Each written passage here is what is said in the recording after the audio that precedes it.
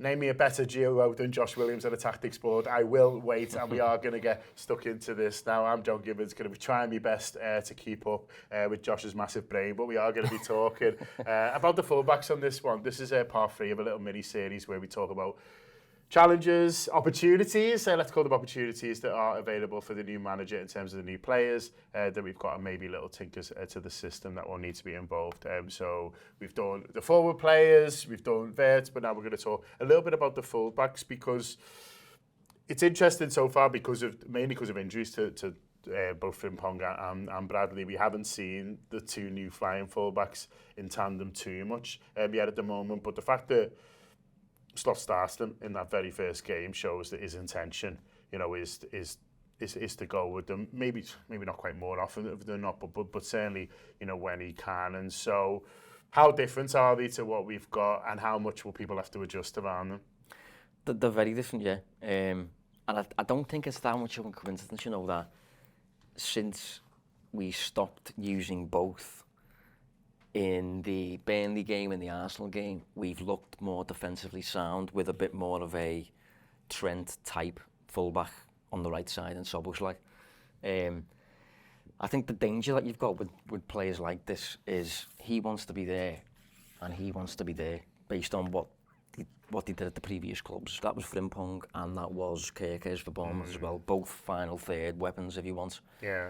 And I think we saw bits of that in pre-season. Kept getting done by the likes of AC Milan and teams like that, Crystal Palace as well. And Slot gets asked about it at one point, and he says at no point should they both go, basically. So in other words, if Frimpong is there, Kerkez should probably be able, ignore everyone else, Kerkez should probably be about there, something like that, and vice versa. So they kind of need to be, that old school, that training drill where the back 4 are holding a rope. Yeah, well, they kind of need to be on a weird rope, like where they're kind of like in synergy or whatever. And I think you're going to have problems if they both go like that. One thing I've been surprised by so far is how often Kerkez has been like part of the safety net of the team. I don't think he's too used to that, and I think his best qualities are in the final third, really. But because of how offensive this fella's been a lot of the time, whether it's been Frimpong or whether it's been Szoboszlai who's a midfielder, we know Conor Bradley likes to go too. So Kerkez has been asked to sit quite often, and he's done okay sitting, but doing it, we've seen less of his assist quality and more of his I am going to kill you in my attempts to win the ball. So he's gone to ground quite a lot, he's been defending quite a lot. Targeted, you could argue, in certain situations. But from an opposition perspective, and I always like to throw that in there, you've got to worry about them. Like, if you come up against the team and the fullbacks are Kerkez and Frimpong, you're shaking in your boots, really. Yeah. But establishing a balance with the two of them is tricky. Yeah, it is, because obviously they're probably coming from a place where they're given a lot more license because they had maybe a bit more balance on the other side. So Frimpong, like you say, is allowed, to play up here because he's almost a wild card in that Leverkusen team, isn't he? And he's the one who's able to sort of go and do that because it's solid around here.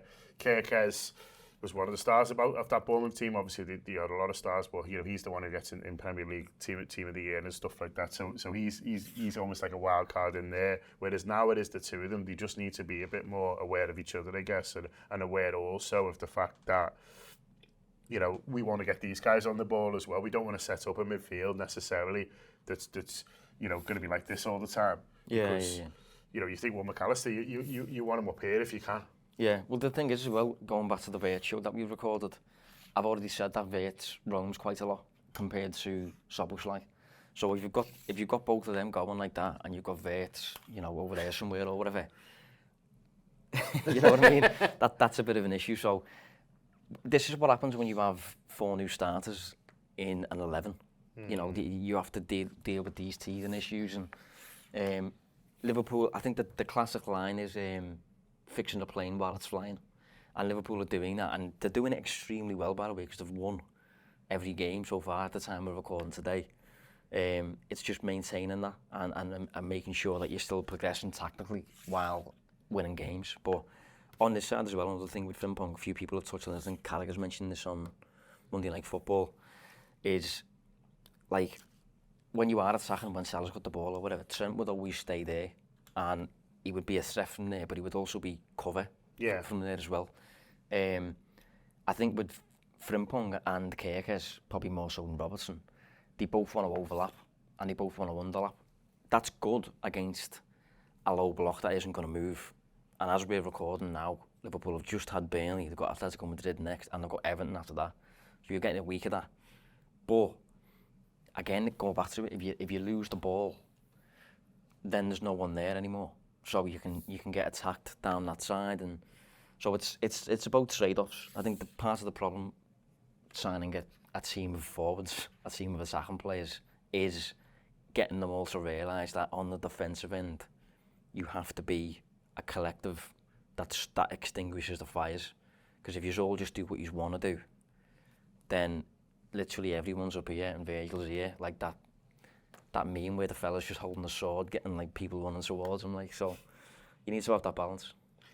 Have you got an ideal fullback? Have you got someone whose style you think you really enjoy and in the squad now? No, just sort of generally, or do you think does it really just change in terms of like, well, would you say to me, well, how's the team playing? You know, what is it you're asking them to do? I think one of the best fullbacks out there is Reece James, because he's just good at everything. Ideally, you just want an all-rounder. Yeah. You want someone who can pass, someone who can dribble, someone who can cross, but someone who, if you put them in a defensive position, they're not just going to get danced past like Trent, for example. And we can say that now. I think Hakimi as well is a belter. Hakimi's got lots of athleticism, can finish, can cross, assist. But yeah, that's what you want generally. You want them to be very mobile, able to get up and down the flanks, good at defending, but also good on the ball and stuff like that. And to be fair, you know, Frimpong and Kerkez, Bradley and Robertson is a good department. You know, you've got decent players in there, but Kerkez is only 21, still a kid. You know, learning his trade. You know, need to stress that. Frimpong is originally a wing back. Bradley picks up injuries, and Robertson's probably a little bit over the hill, although he didn't look it the other day. So you're working with a few teething problems maybe, but generally as a department it's good, and it's got threat is the ultimate thing. One thing I don't want Liverpool to do is buy a fullback who's just a negative on the ball, and you just don't have to, like Wan-Bissaka just stood there with all the time in the world because the opposition don't have to worry about him. You can just give him the ball, sound, go whatever you want. So Liverpool have got dangerous players, but it's incorporating them all. Does Gravenberch have to think a little bit more about the changing nature of what's on your side? Yeah, probably. I mean, when Frimpong's playing especially, I think we've seen a bit more of him doing that, and then the centre-halves spread out a little bit, and that allows the full-backs to go. We've seen a bit less of it since Frimpong got injured, which is a shame, but I think now that he's back available, we'll see a bit more of that.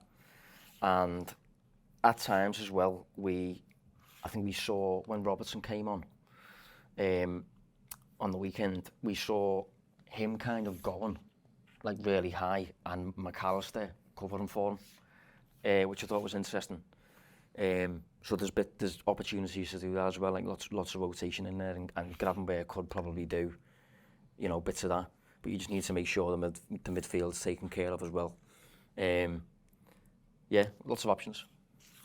The final question: do you think the two attacking would you feel like you'd only want to see this in certain games? Would you feel like, you know, it is the home games, it is the low block, or, you know, if we went away to I don't know who the 7th best team now, it used to be Villa, and they're struggling at the moment, but if we went away to Brighton maybe or something? Yeah, Brighton, and we saw that, would you be a little bit worried? A tiny bit, yeah. I think my starting back four, if everyone was fit and firing, would be Kerkez, Van Dijk, Kanate, Bradley. But against a team like Burnley, potentially Everton coming up at Anfield, when you're the strong favourites and you're coming up against potentially a back five, or even if it was a back four, but it was just really deep, the way in which you get inroads against that is by underlapping and overlapping, and we've signed two absolute machines when it comes to doing that. So they will be really useful in games. But when they do that, you've got to make sure that these fellas are really in touch with the space that they've vacated. And you can take care of that. But so I think ultimately you've signed just solutions there to use. Like, I think Slot actually labelled them as weapons, didn't he? Yeah. In a press conference. I think that's what they are. But if they were starting because they were the only ones available away at the Etihad, I would be worried, yes. I'm sure you would be as well. I think so will be. Yeah. I think it will be. But then if you Pep as well, yeah. you're probably worried as well. So, you know, trade-offs. Trade-offs all over the pitch.